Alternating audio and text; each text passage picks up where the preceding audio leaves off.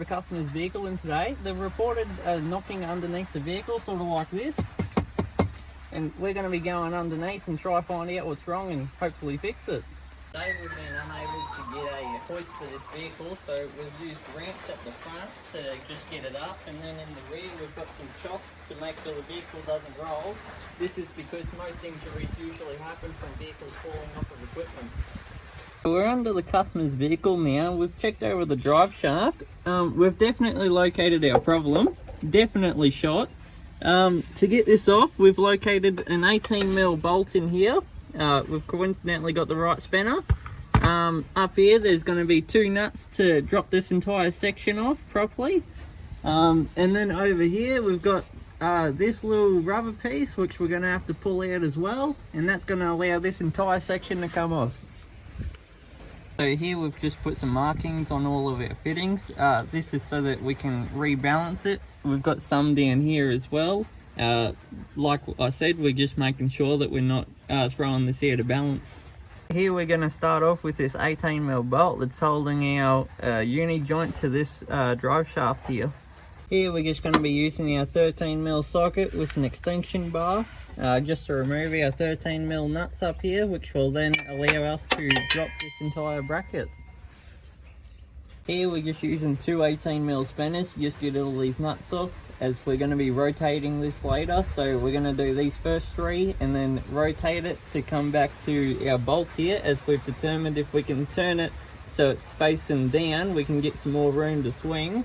And then we're going to come back and get the 3 that are up here whilst it's rotated. Here we're just jacking up our vehicle. This is so that we can get this tyre off the ground. That should be enough now.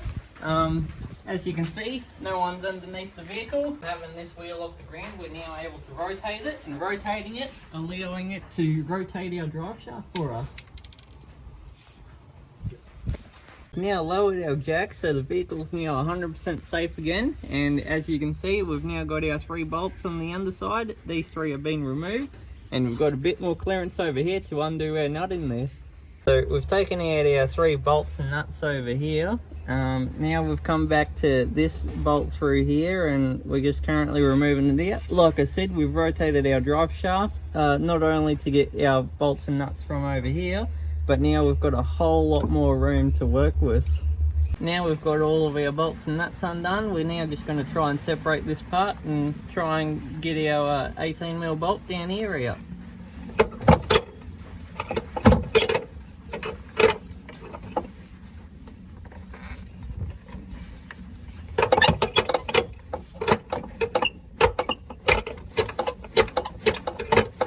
So we've just got our part off. Here's that rubber piece that we had to take off. And we've noticed there's a little shaft thing that was inside of our drivetrain piece. So with this part you'll have to use a bit of prying to just try and knock our drive shaft back towards the rear end, and that should hopefully knock it off of this little shaft. So here we've got our drive shaft out.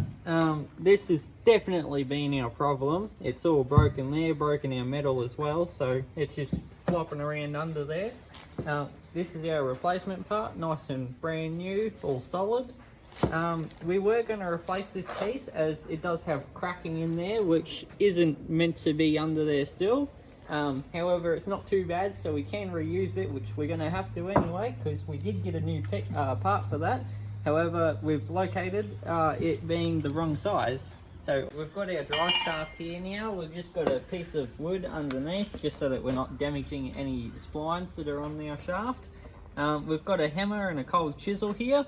All that we're going to be doing is banging on one side and then going over to the other. That's going to allow our bearing here to come off evenly and stop it from sticking.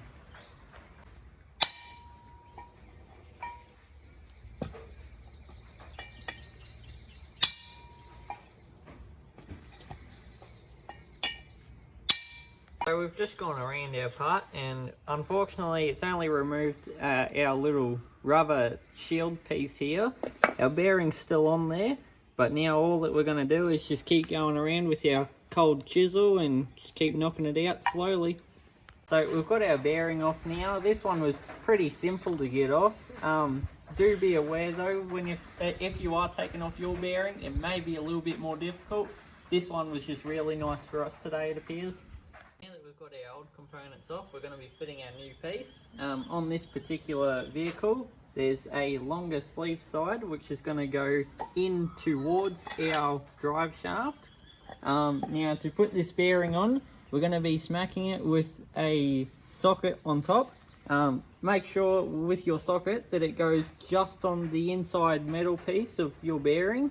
If you hit it on, say, the outside of the bearing or that little plastic piece in between the two, it's going to cause damage and the bearing's no longer going to function properly. So here we've got our bearing tapped down now. You can hear a difference in sound, so just for an example, this is what it might sound like when you're first tapping it down, and then when it is fully tapped down it should sound something like this. There's a difference in sound, and that's how you'll know that your bearing is fully set. So now that we've completed that, we're going to put this back on. All it is reverse of how you took it off, and you're going to make sure that these bolts and nuts are torqued up to 60 Newton meters to make sure they're back to factory. So now that you've got all that back on, we're just going to finish with our little stabilizer that we were repairing.